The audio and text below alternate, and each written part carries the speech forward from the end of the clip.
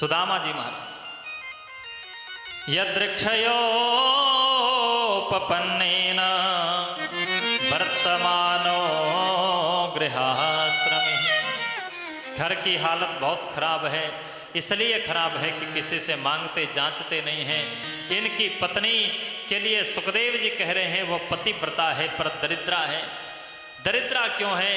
क्योंकि उसके मन में इच्छा रहती है कि मेरा घर बन जाए, मेरे पास धन आ जाए, मेरे पास ये हो जाए, पर पति से नहीं कहती है क्योंकि पतिव्रता है। प्यार से बोलो जय श्री राम। और सुदामा जी रोज कथा सुनाते हैं अपने परिवार को। कथा सुनाते सुनाते जब श्री कृष्ण का प्रसंग आता है तो कहते हैं ये हमारे मित्र हैं। कथा सुनाते सुनाते बीच बीच में ये भी बोलते जाते कि ये श्री कृष्ण हमारे मित्र हैं। और उनकी पत्नी रोज सुनती कि महाराज आप बार बार कहते हो मित्र हैं मित्र हैं। एक दिन उनकी पत्नी ने कहा कि आप अपने मित्र के पास क्यों नहीं जाते? कि ननो ब्रह्मण भगवता सखा साक्षात् श्रेयः पतिः ब्रह्मण्यस्य शरण्यस्य भगवान शाततर्षवः। हे भगवान, आप भगवान के पास क्यों नहीं जाते, द्वारिका क्यों नहीं जाते?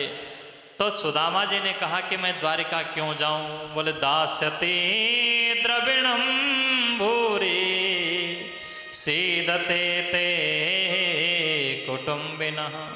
यदि आप जाओगे द्वारिकाधीश भगवान श्री कृष्ण में बहुत सा धन देंगे, हमारा जो परिवार है वो सुख में जिएगा, आनंद में रहेगा। सुदामा जी सावधान हो गई, देवी मैं तो जाता इसीलिए नहीं हूं कि कहीं मेरा मित्र श्री कृष्ण ये न समझ बैठे कि ये गरीब ब्राह्मण कुछ मांगने के लिए आए। कहीं उसके मन में ये ना आए कि ये कुछ लेने आया है, कुछ मांगने आया। इसलिए तो मैं जाता नहीं। तुम कहती हो धन मांगने के लिए, चले जाओ, बताओ कैसे जाऊं मैं? तो देवी ने समझ लिया कि ये धन की इच्छा से बताएंगे तो ये जाएंगे नहीं। तो पत्नियों के पास सब तरह की चाबी होती है, कौन सी चाबी कब दबानी है, कब घुमानी है।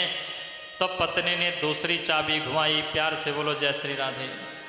कि अयम ही परमो लाभो कृष्ण दर्शन लालसा। अरे महाराज, ये जीवन का सबसे बड़ा लाभ तो भगवान का दर्शन है। आप दर्शन के लिए क्यों नहीं जाते? अब देखो सुदामा जी के मन में दर्शन की इच्छा तो थी, पर वो दबाए बैठे थे। जब पत्नी ने कह दिया तो इच्छा और प्रबल हो गई। अरे देवी, इच्छा तो मेरी थी, मैं भगवान का दर्शन करता, मैं श्री कृष्ण का दर्शन करता। बचपन में उसको देखा था, अब पता नहीं राजा बन गया है कैसे दिखता होगा, पता नहीं मेरे को घर में आने भी दिया जाएगा कि नहीं आने दिया जाएगा, कुछ पता नहीं। पर नहीं, मेरा श्री कृष्ण तो दीन बंधु है, दीन दयालु है।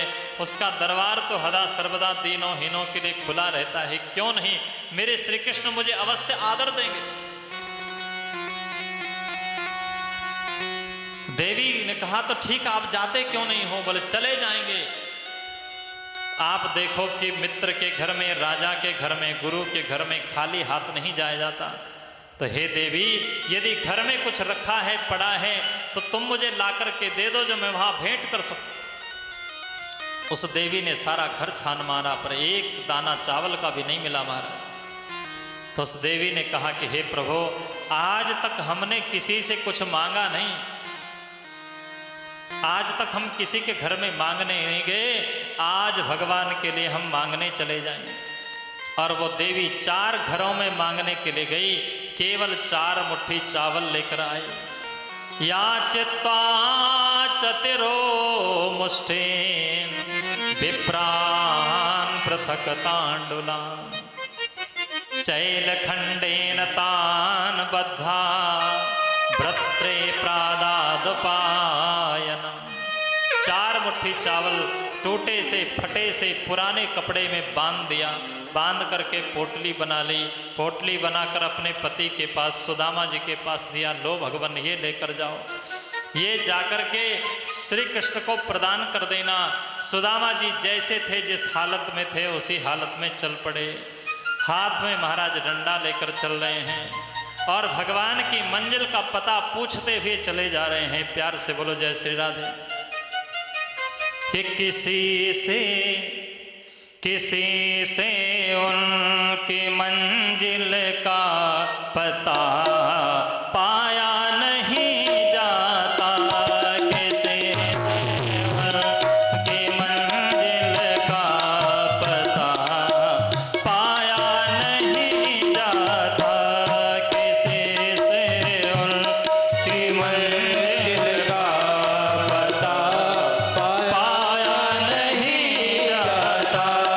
जहाँ है वो फरिश्तों का वहाँ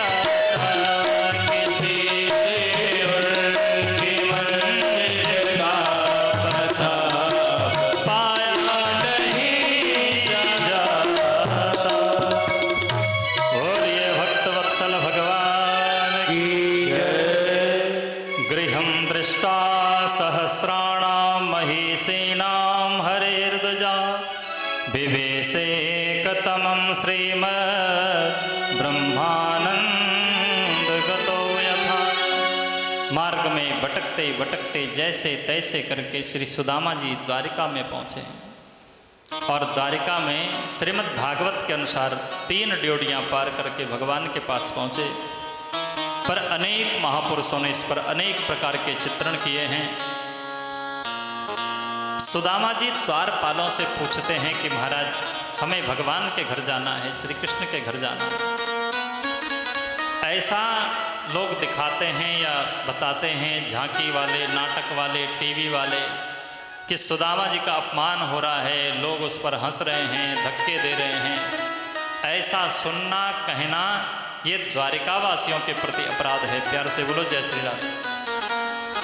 भगवान द्वारिकाधीश हैं और भगवान का दरबार दीनों का दरबार। वहां किसी दीनहीन का मजाक उड़ाया जाता हो ऐसे द्वारिकावासी नहीं है। तो सुदामा जी का मजाक उड़ाया गया हो, हंसे हो, धक्का दिया हो, ऐसा नहीं है। पर हाँ, द्वारपाल ने जब देखा कि ऐसा दीनहीन विपन्न ब्राह्मण आया है, वैसे तो भगवान का दरबार तो दीनों का दरबार है। यह दरबार दीन को आदर रीति सदा चले आए। दीनों का दरबार है, हमेशा इसमें दीनहीन आए हैं, पर ऐसा दीनहीन पहली बार देखा। तो द्वारपालों ने सुदामा जी को बड़े आदर से बिठाया। बड़े जो हवेलियां, बड़े महल होते हैं, वहाँ जो बाहर का दरवाज़ा होता है, मुख्य द्वार होता है, वहाँ भी एक कमरा जैसा होता, आज भी होता है बड़े घरों में। कोई ऐसा व्यक्ति है जो मिलना चाहता है तो पहले उसे उस कमरे में ठहराया जाता है, उसमें सब व्यवस्था होती है, जलपान की सब व्यवस्था। उसी जगह पर प्रतीक्षालय समझ लो उसको एक प्रकार का। तो वहाँ जाकर सुदामा जी को बिठाया, भोजन करवाया, ये जलपान करवाया, वहाँ बिठाया आदर से और कहा कि मैं भगवान को सूचना देकर आता हूँ, कहीं ऐसा न हो कि किसी काम में व्यस्त हों, आप भीतर गए और आपको भी परेशानी हो, भगवान को भी परेशानी हो। तो वो द्वारपाल भगवान के पास इस प्रकार गए, लेकिन द्वारपाल ने सुदामा जी के का वर्णन किया। क्या कहना महाराज नरोत्तम दास जी महाराज। द्वारपाल कहता है, शीस पगान झगातन में प्रभु जाने को आए बसे कही ग्राम। धोती फटी से लटी दुपटी और पायों पानह की नहीं साम। द्वार खड़ो दुज दुर्बल एक रहो चकिसो वसुधाभिराम। पूछत दीन दयाल को धाम बतावत आपन नाम सुदामा। हे भगवान, आपका दरबार तो दीनों का दरबार है, दीनहीनों का आना जाना इस दरबार में लगा रहता है। पर जैसा दीनहीन ब्राह्मण आज आया है, इससे पूर्व आज तक मैंने ऐसा दीनहीन नहीं देखा। उसके तो सिर पर पगड़ी नहीं है, पैरों में जूता नहीं है, तन पर कोई वस्त्र नहीं है, एक धोती पहनी है, वो भी कितनी जगह से टूट चुकी, फट चुकी है। लगता है बहुत दूर से आया है, भूख और थकान उसके मस्तक, उसके मुखमंडल पर दिखाई पड़ रही है, एक एक हड्डियां चमक रही है, ऐसा विचित्र। द्वार खड़ो दुज दुर्बल एक, बड़ा दुर्बल है, रहो चकिसो वसुधाभिरामा। महलों को देखकर आश्चर्यचकित हो रहा है। और क्या कहा उसने, बोले पूछत दीन दयाल को धाम। भगवान दीन दयालु श्री कृष्ण का धाम पूछ रहा है और अपना नाम उसने सुदामा बताया। जैसे सुदामा नाम लिया, दीन दयालु, दीन बंधु, भक्त वत्सल भगवान की हृदय करुणाद्र हो गया। परमात्मा श्री कृष्ण उठे, सिंहासन का त्याग कर दिया, दौड़ पड़े सुदामा जी की ओर और द्वार पे ही जाकर के सुदामा जी को पकड़ लिया, अपने हृदय से लगा लिया। और जब हृदय से लगा रहे हैं तो एक दूसरे के सुख का विचार कर रहे हैं। सब भगवान सोच रहे हैं कि मैं तो द्वारिकाधीश हूँ, हृष्ट पुष्ट मेरा शरीर है, ये बेचारा कमजोर ब्राह्मण है, गरीब ब्राह्मण है, चोर से गले लगाऊंगा तो कहीं ऐसा न हो इसे कष्ट हो जाए। और सुदामा जी सोच रहे मैं तो बूढ़ा ब्राह्मण हूँ, मेरी एक एक हड्डी निकल रही है, ये तो कोमलांग हैं, अति कोमल इनका दिव्य शरीर है, इतना इनका दिव्य अंग है, कहीं मैंने जोर से गले लगाया तो इन पर मेरी हड्डियाँ चुभ न जाए। और महाराज ऐसा आनंद हो रहा है, झरझर झरझर करके दोनों के अश्रुपात हो रहा है। सुदामा जी के कंधे पर हाथ रख करके महल में भगवान ने प्रवेश किया। 16,108 रानियां देख रही है, अरे ये अवधूत कैसा है जो श्री कृष्ण इसका इतना आदर कर रहे हैं। किमन्नेन कृतम पुण्यम अवधूतेन भिक्षुणः श्रेयाहीनेन लोकेस्मिन्। अरे इसने क्या पुण्य अवधूतेन गर्हितेन मधेन च, इसने क्या पुण्य किया है जो भगवान इसका ऐसा आदर कर रहे हैं। भगवान को लगा इन रानियों के मन में मेरे भक्त के प्रति द्वेष भाव आ रहा है, हीन भावना आ रही है, इनका इनसे भगवत अपराध बन रहा, भागवत अपराध बन रहा है, इसलिए इनको इनका परिचय कराना चाहिए। तुरंत रुक्मणी जी को कहा कि जाओ जल भर के लाओ इनके चरण धोने। और भगवान ने जिस सिंहासन पर स्वयं विराजमान होते थे उसी पर सुदामा जी को बिठा दिया। रुक्मणी जी से कहा जल भर के लाओ। तब रुक्मणी जी को समझ में आया ये कोई सामान्य ब्राह्मण नहीं है, ये सामान्य व्यक्ति नहीं है, मैं भगवान की सबसे बड़ी पटरानी हूँ और मुझे आज्ञा दे रहे हैं भगवान की, इनके लिए जल भर के लाओ।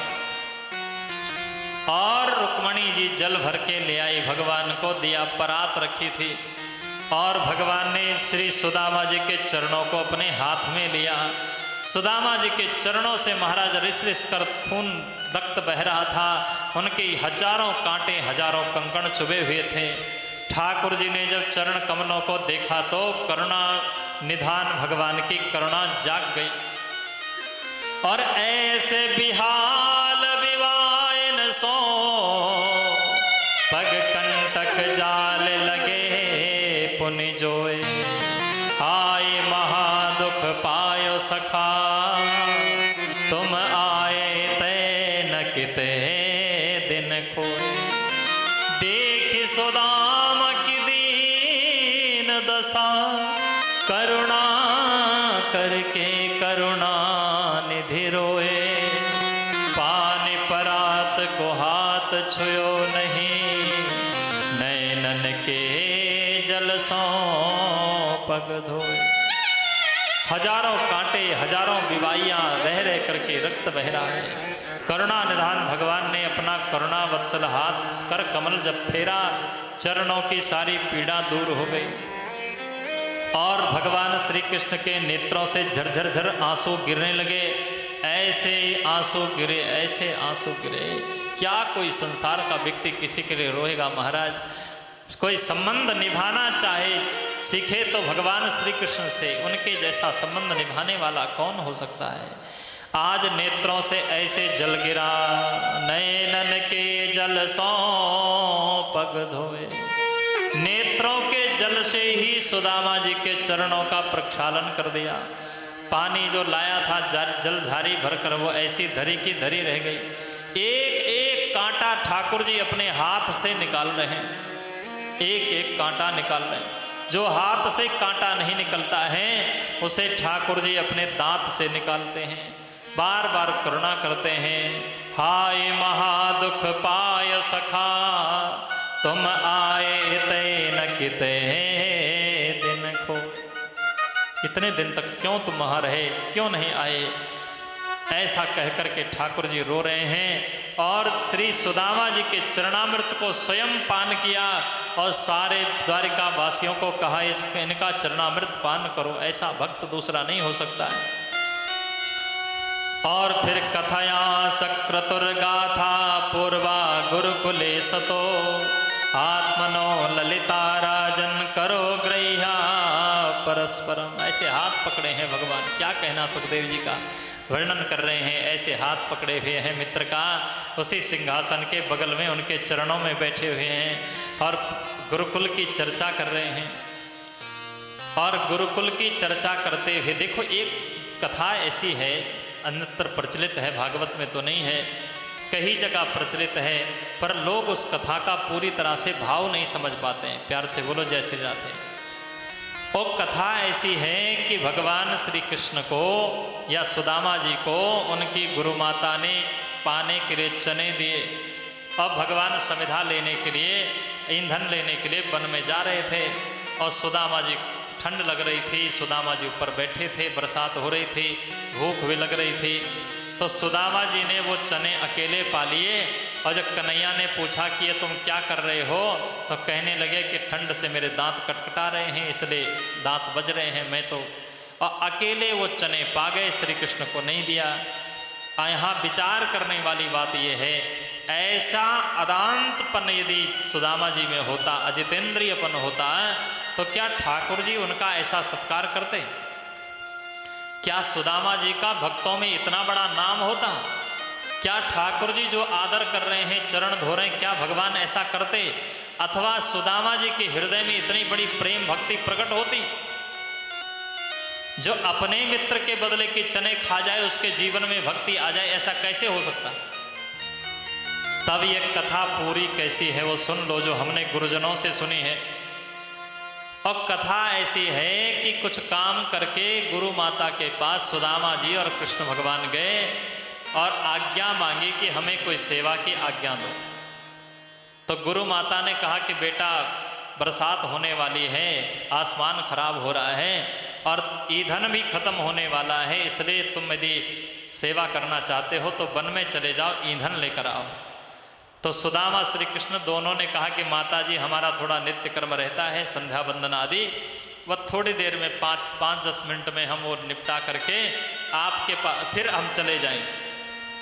तब माता ने कहा कि बेटा, तुम बालक हो, तुमको भूख लगती है, जब तुम जाओगे तो मेरे पास चने रखे हैं, ये चने लेकर जाना।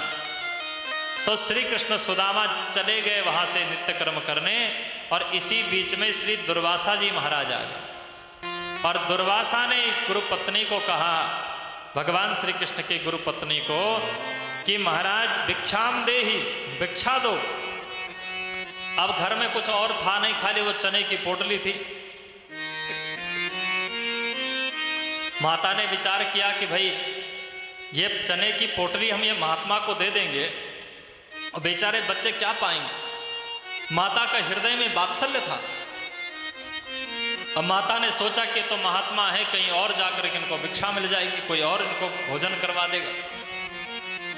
अब महात्मा से कहा कि मेरे घर में तो कुछ भी नहीं है, तुम चले जाओ, कहीं और भिक्षा मांगो। अब वो तो त्रिकालदर्शी महात्मा थे, देख लिए कि पोटली तो छुपा के रखी है भीतर चने की, और वो बालकों के मोह में आकर के हमें नहीं दे रही है। तो दुर्वासा जी को क्रोध आया कि मेरा अपमान हो गया है। दुर्वासा जी ने श्राप दे दिया, जो कोई उन चने की पोटली को पाएगा, उस चने को पाएगा, वो उसे जीवन भर दरिद्र रहना पड़ेगा, निर्धन रहना पड़ेगा, बड़ा कष्ट दुख उसे देखना पड़ेगा। उस समय श्री कृष्ण तो नहीं आए थे, पर सुदामा जी आ चुके थे, और सुदामा जी पीछे से वो सब सुन रहे थे। दुर्वासा जी का श्राप उन्होंने सुन लिया। और गुरु माता ने जो चना दिया, तो सुदामा जी ने उस पोटली को छुपा लिया। विचार किया कि एक दाना भी मेरा मित्र श्री कृष्ण इसमें से पालेगा तो श्री कृष्ण को घोर दरिद्रता देखनी पड़ेगी, भयंकर कष्ट देखना पड़ेगा, और सारी की सारी कठिनाई, सारी की सारी निर्धनता अपने सिर पर ले ली, अपने ऊपर ले ली, सारी विपत्ति स्वयं सहन करे। ये मित्रता है, ये त्याग है सुदामा जी का। उसके कारण इनको भयंकर निर्धनता, विपन्नता देखनी पड़ी। और नहीं तो इनके पत्नी के मन में तब आया कि तुम द्वारिका जाओ जब 80 साल के हो गए। अरे भाई, पहले भी तो बात आ सकती थी कि द्वारिका जाओ, लेकिन 80 वर्ष जब विपन्नता भोगते भोगते हो गए, तो श्री कृष्ण ने विचार किया कि अब मेरा मित्र उस साप को नहीं भोगेगा, उसकी निर्धनता को नहीं भोगेगा। अब मैं उस साप का निपटारा करता हूँ, उसे इस साप को नष्ट करता हूँ। और तुरंत भगवान ने उनकी पत्नी के हृदय में प्रेरणा की कि हे प्रतिदेव, हे नाथ, आप द्वारिका जाओ। और तब अपनी पत्नी के कहने पर भगवान ये सुदामा जी द्वारिका आए। भगवान गुरुकुल की चर्चा कर रहे हैं। अपि ब्रह्मन् गुरुकुला भवता लब्ध दक्षिणः समावर्तेन धर्मज्ञा भार्योडा सदृशी नवः। आप गुरुकुल में थे, आपका समावर्तन हो गया था प्रभु, आप बताइए आपने विवाह किया कि नहीं? सुदामा जी बोले देखो नहीं करना तो नहीं चाहते थे, पर हमारे पिताजी ने कहा कि हमारे यहाँ अग्निहोत्र की परंपरा है, अग्निहोत्र बिना पत्नी के नहीं हो सकता है, इसलिए बेटा तुम अकेले पुत्र हो और तुमको अग्निहोत्र की रक्षा करने के लिए विवाह करना ही पड़ेगा, तुम्हें अग्निहोत्र की रक्षा के लिए विवाह करना पड़ेगा, इसलिए मैंने विवाह किया है। भगवान बोले ठीक है हम तुम्हारी बात समझते हैं, पर हम तो इसलिए कह रहे थे कि अकेले होते तो कोई बात नहीं थी, अब जब विवाह हो गया है भाभी जी आ गई हैं तो भाभी ने हमारे लिए कुछ ना कुछ तो भेजा होगा बना करके, कुछ भी सूखा पक्का कच्चा पक्का कुछ तो खाना पीना कुछ तो भेजा होगा। अब सुदामा जी तो एक पोटली में चावल भर के लाए। अब वहाँ भगवान श्री कृष्ण की 16,108 पत्नियाँ बैठी, उनके पुत्र बैठे, 10-10 बेटा बैठे, और उद्धव जी बैठे, अक्रूर जी बैठे, और भी मंत्री संतरी सब बैठे। सोचने लगे कि ये पोटली खोलकर मैं दे दूंगा कि ये भेजा है, तो सब मजाक उड़ाएंगे, सब निंदा करेंगे, कैसा मित्र है, पोटली में चावल भर के लाए। इसलिए पोटली तो छुपा दी और बात इधर उधर घुमाने लगे। अब झूठ भी नहीं बोल सकते कि कुछ नहीं लाए, अब बात घुमाते हैं और श्री कृष्ण घूम फिर के फिर वही पूछते हैं भाभी जी ने क्या भेजा। अब तो चक्कर में पड़ गए महाराज, क्या करें। भगवान ने सोचा कि इसके पास वस्तु तो है, लेकिन ये इस वस्तु को छोटा समझ रहा है, इसलिए नहीं दे रहा है, और मेरे लिए कोई छोटा बड़ा नहीं है, जो भाव से देता है मैं तो उसी को स्वीकार करता हूं। तब भगवान ने अपनी दयालुता का परिचय दिया। पत्रम पुष्पम फलम तोयम यो मे भक्त्या प्रयच्छति तदहम भक्ति प्रहृतम अस्नामि प्रयतात्मनः। अरे तुम तो चावल लाए हो, मेरे को तो कोई पत्ता चढ़ा दे, फूल चढ़ा दे, कोई सा फल चढ़ा दे, थोड़ा जल चढ़ा दे, एक तुलसी दल और थोड़े से चुल्लू भर जल पर हम रीझ जाते हैं। तो तुम ऐसा ना सोचो कि मैं ये क्यों लाया, इतना कम लाया या चावल लेके आया। अब महाराज सुदामा जी फिर भी नहीं समझ पाए, तो तब भगवान ने क्या किया, काख में धीरे से हाथ रखा और जोर से पोटली को झटक के खींच लिया, और जैसे खोल कर देखा तो पता चल गया कि सुदामा जी के घर की दशा क्या है। क्योंकि फटा पुराना सा कपड़ा है, उसमें 4 घरों से मांगे हुए 4 प्रकार के चावल अलग अलग दिखाई पड़ रहे, मानो सुदामा जी की पत्नी ने एक संदेश भेजा हो। क्या संदेश भेजा, एक मास दे पाख में 2 एकादशी होए, हे कान्हा मेरे घर में नित्य एकादशी होए। सुदामा जी की पत्नी कह रही है, नाथ मेरे घर की हालत तो ऐसी है, 1 महीने में 1-2 एकादशी आती है, मेरे घर में रोज एकादशी रहती है, बच्चों को ये कह करके सुलाना पड़ता है, बेटा आज भोजन नहीं बनेगा, आज तो एकादशी है। भगवान ने इसे करुणा निधान है, 1 मुट्ठी चावल भर करके वापस संदेश भेज दिया। होनी थी सो हो गई, अनहोनी ना हो, भाभी जी तेरे घर में अब नित्य द्वादशी। भाभी तो चिंता न कर, आज तक भले ही तेरे घर में एकादशी होती रही है, अब तेरे घर में नित्य द्वादशी होगी, नित्य जो है त्योहार मनाए जाएंगे।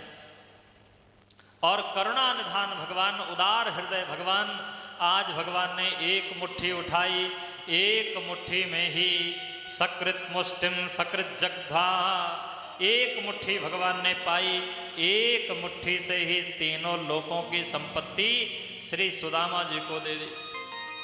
दूसरी मुट्ठी नहीं उठानी पड़ी, दूसरी उठाने लगे तो रुक्मणी जी ने हाथ जोड़, आप क्या कर रहे हो? कई लोग तो ऐसे कहते हैं कि एक मुट्ठी में एक लोक दे दिया, दूसरी मुट्ठी में दूसरा लोक दे दिया। पर भाई भगवान पूर्णमदः पूर्णमिदं पूर्णात् पूर्णमुदच्यते पूर्णस्य पूर्णमादाय पूर्णमेवावशिष्यते हैं। वो सब कुछ देंगे, फिर भी सब कुछ वैसा का वैसा बचा रह जाएगा। भगवान ने तीनों लोकों की संपत्ति सुदामा जी को दे दी। इसका मतलब ये नहीं है कि सुदामा जी के, अब कृष्ण भगवान के पास कुछ बचा ही नहीं। भगवान की संपत्ति भी ज्यों की त्यों रही, जैसी की तैसी रही। तब रुक्मणी जी ने हाथ क्यों पकड़ा और एक मुट्ठी में सब कुछ दे दिया, दूसरे में ही पकड़ लिया। इसलिए पकड़ा कि तीनों लोकों की संपत्ति आप दे चुके हो, अब इससे ज्यादा आप क्या दोगे? अब माना आपने फिर दूसरी मुट्ठी देकर के और देने का संकल्प कर दिया तो आप ऋणी हो जाओगे, फिर आप इनका ऋण कैसे चुकता करोगे? एक तो बात ये है, और दूसरी बात ये है कि रुक्मणी जी कहना चाहती हैं ये तो ब्राह्मण का प्रसाद है, ये तो सबको बांटना चाहिए, सबको देना चाहिए, प्रसाद आना चाहिए। तो एक मुट्ठी तो भगवान खा ही चुके थे, कितनी मुट्ठी बची? 3 मुट्ठी, और 3 द्वारिका के चावलों के भंडार में डाल दी गई। और एक दिन का भंडारा श्री सुदामा जी की तरफ से पूरी द्वारिका का हो गया। एक दिन सुदामा जी रहे और प्रातः काल होते ही हाथ जोड़ करके कहा कि अच्छा भगवान अब हम चलते। कन्हैया ने कहा 2-4 दिन और रुक जाते। बोले नहीं, अब नहीं रुक सकते, भर में ब्राह्मणी अकेली है, अग्निहोत्र करना है, अनेक कर्म हैं और सब रह जाएंगे, सब छूट जाएंगे, सब जाना पड़ेगा। तब भगवान जब सुदामा जी जाने लगे तो न तो भगवान ने कहा कि इतनी दूर से आए हो, थोड़ा किराया खर्चा ले, और न सुदामा जी ने कहा कि इतनी दूर से हम आए हैं, कुछ रास्ते का खर्चा पानी दे दो। एक दूसरे को किसी ने कुछ नहीं कहा, सुदामा जी चले गए। पर सुदामा जी क्या सोच रहे हैं? भगवान ने मुझे धन क्यों नहीं दिया? कि अधनोयम धनम प्राप्य माद्यनुच्चैर्नमास्मरे इति कारुणिको नूनं धनम में भूरिनो ददात। सुदामा जी विचार कर रहे हैं कि निर्धन व्यक्ति को जब धन मिलता है तो वो भगवान को भूल जाता है। इसलिए कहीं मेरे पास भगवान धन आया और मैं श्री कृष्ण को भूल गया, इसलिए भगवान ने बड़ी करुणा की, बड़ी कृपा की, मुझे कुछ दिया नहीं। फिर मैं कितना बड़ा भाग्यशाली हूँ। कहाँ तो मैं दरिद्र हूँ, पापी हूँ, कहाँ भगवान श्री निकेतन हैं, पर अपने भाई की तरह भगवान ने मुझे अपने बाहों में भर दिया, अपने हृदय से लगा दिया। और कितने बड़े से बड़ा मित्र हो महाराज, वो भी अपने मित्र को उस पर्यंक पर नहीं सुलाता जिस पर स्वयं सोता। लेकिन धन्य है श्री कृष्ण, कितने बड़े महल रहे होंगे, कितने बड़े अतिथि गृह रहे होंगे वहां, लेकिन सुदामा जी को वहीं सुलाया जहां रुक्मिणी की जात स्वयं सोते हैं। प्रयनिवासिता प्रया प्रयंके भ्रातरो यथा। जैसे कोई अपने भाई को नहीं सुलाता है, ऐसे भगवान ने एक तरफ रुक्मिणी जी सो रही हैं, एक तरफ जो है सुदामा जी को सुला दिया। परयंके भ्रातरो यथा। ऐसा विचार करते करते करते करते जैसे घर में पहुंचे, क्या देखते हैं? सुदामा मंदिर देख डरे, यहाँ तो हती मेरी छोटी झुपड़िया, कंचन महल खड़े। छोटी झोपड़ी थी, इतने बड़े बड़े महल कहाँ से आ गए? ये विचार करने लगे तो द्वारपालों से पूछा, कोई उत्तर नहीं दे सका। तो बोले भैया तुम नहीं जानते, तुम नहीं पहचानते तो ब्राह्मणी को बुलाओ, जो भीतर है इनकी तो होगी। अब घरवाली को बुलाया तो जब छोड़ के गए थे तो एक टूटी सी फटी सी पुरानी सी साड़ी में छोड़ के गए। अब तो रेशमी साड़ी पहने हुए महाराज, 16 श्रृंगार किए हुए, अंगराग आदि का लेप किया हुआ, दास दासियां अगल बगल से खड़ी हैं, और पैसा रुपया आ जाए तो चाल ढाल वैसे ही व्यक्ति की बदल जाती। अब तो देखा तो पंडिताइन को पहचान ही नहीं पाए कि हमारी पंडिताइन। जाने लगे, बोले भैया पता नहीं है तो कौन की घरवाली है, तो अपनी ना ही दिखे। जाने लगे तो घरवाली ने आवाज़ लगाई, महाराज कहाँ जा रहे हो, मैं आपकी धर्म पत्नी हूँ, ये महल ये सब अट्टारियाँ भगवान की कृपा से हमको मिल गए हैं, आनंद हो गया। सुदामा जी रोने लगे, हे देवी तुम्हारे धन की इच्छा की है, तुम्हारी इच्छा भगवान ने पूरी कर दी। मैं ये संसार के प्रपंचों में नहीं रह सकता, क्योंकि ये महलों के बीच में जैसा झोपड़ी में भजन होता था वैसा तो नहीं होगा, जैसा स्मरण वहाँ होता था वैसा तो नहीं होगा। जब उस महल अट्टारी धन संपत्ति को छोड़ के जाने लगे तो साक्षात ठाकुर जी खड़े हो गए, प्रकट हो गए। ठाकुर जी ने कहा, अरे सुदामा जी कहाँ जा रहे हो? बोले जाना कहाँ है, हम नहीं रहेंगे यहाँ, क्यों दिया ये सब हमें, ये प्रपंच में क्यों फंसाया? भगवान ने कहा, देखो हम जिसको देते हैं ठीक ठाक ठोक बजा के देखते हैं तब देते हैं, ऐसे नहीं देते। हम पहले उस जीव को देख लेते हैं कि ये कहीं बंधन में फंसने वाला तो नहीं है, तब देते हैं। भगवान के देने में और शंकर जी के देने में यही अंतर है। शंकर जी बिना सोचे विचारे दे देते हैं, ले जाओ भाई, तुम संभाल पाओ न संभाल पाओ तुम्हारी इच्छा। अब भगवान जिसको देते हैं पहले देख लेते हैं कि ये संभालने वाला है कि नहीं। इसीलिए भगवान नारायण के जितने भक्त हैं, भले ही उन्हें संपत्ति मिली हो, पर उन्होंने कभी भगवान के भजन को नहीं छोड़ा और न उस संपत्ति के अधीन हुए। यहाँ सुदामा जी को दिया तो सुदामा जी अधीन नहीं हुए, विभीषण जी को दिया विभीषण जी, ध्रुव जी को दिया ध्रुव जी अधीन नहीं हुए, क्योंकि भगवान देते ही उसे हैं जो लेने लायक होता है। और शंकर जी तो इसलिए दे देते हैं कि उनको राम राम करना होता है। अरे बोले हमारे भजन में विक्षेप करेगा, बस अपना पिंड छुड़ाओ, ले जाओ जो ले जाना है, जल्दी करो, निपटाओ इसको। पर निपटा तो देते हैं, शंकर के भक्त जो है वो माया में फंस जाते हैं। फंस गए, रावण फंस गया, कंस फंस गया, हिरण्यकश्यप सब फंस गए। रावण फंस गया, और जिस रावण को इतना सब कुछ दिया शंकर भगवान ने, अब बाद में हनुमान जी ने उसकी लंका जला दी, और देवताओं की सभा में वो तमाशा देखने वालों में शंकर जी भी थे। तो और देवता बोले कि भैया महाराज ये तो आपका ही चेला है, आपका भगत है रावण, और इसकी लंका जल रही है और तुम मुस्कुरा रहे हो, हंस रहे हो, तमाशा देख रहे हो। तो शंकर जी ने कहा, देखो इसने हमको प्रसन्न किया, इसके 10 सिर थे और 10 रुद्रों का नाम लेकर के इसने 10 सिरों को अर्पण कर दिया। तो 10 आदमी 11 आदमी बैठे हों, 10 आदमियों को दे दो और एक आदमी को छोड़ दो, तो एक तो नाराज होगा कि नहीं होगा कि बताओ सबको दे दो, किसी को मत दो तो बात खत्म।